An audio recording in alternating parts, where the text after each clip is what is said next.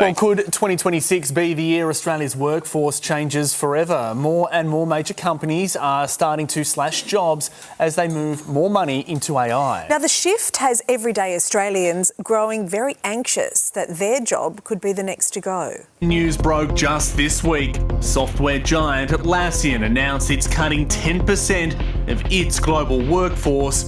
It's all because of AI.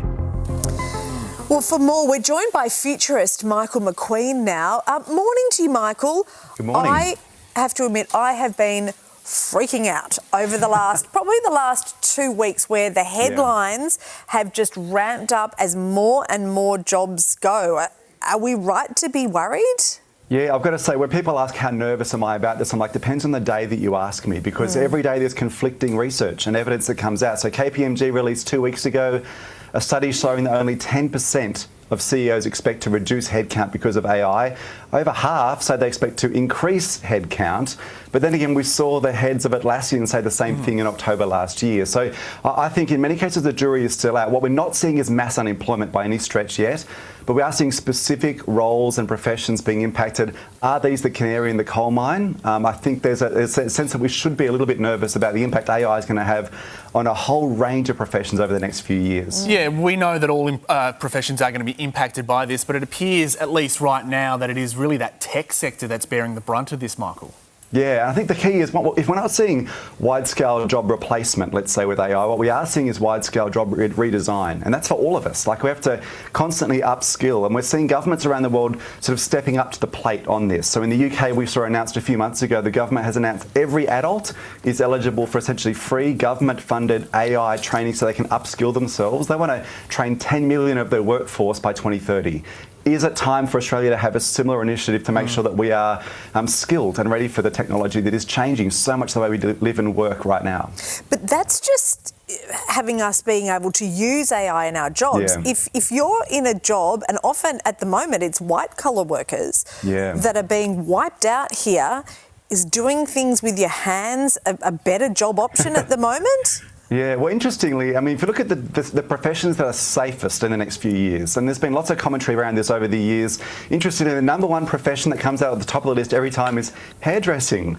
So typically, what you need to be looking at is jobs that require you to be physically involved, but also to be using those uniquely human skills that AI just doesn't possess because it hasn't got a soul. It can't empathise, it can't use intuition, it can't really relate and build trust. And so you're also looking at professions like healthcare, education, because what AI does is it operates really, really well in a constrained, structured, predictable environment.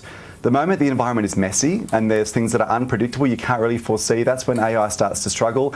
That's when humans really come into our own, that ability to be very, very flexible and adapt on the fly and use those intuitive skills. That's what we do best, and that's probably going to be our edge for a long while yet. Yeah, I wouldn't worry about AI taking your hairdresser's job though, Michael.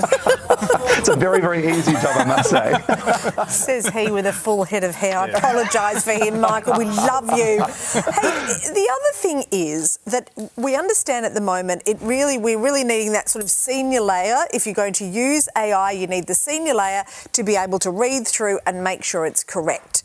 Yeah. So say if you take the law profession, for example, say baby lawyers, as they can often be called, they're being replaced by AI, right? But that's because we've still got that senior level that can check.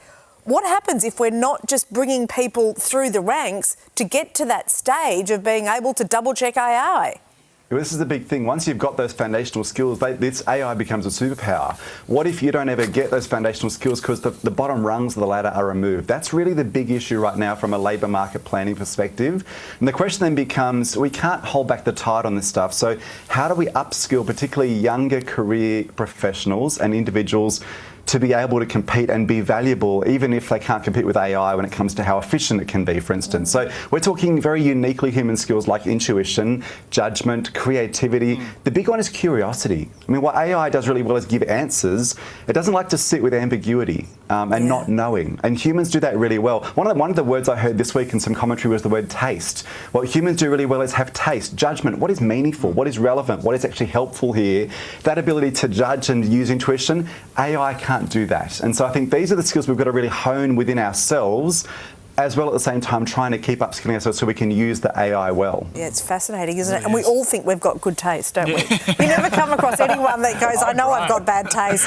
Correct. Thank you, Michael. A fascinating chat and one that we want to continue having with you on this program. Yeah, thank regards you. to your hairdresser Thank you, too. team. Sorry Cheers. about that, Mike. Yeah. Thank you, mate.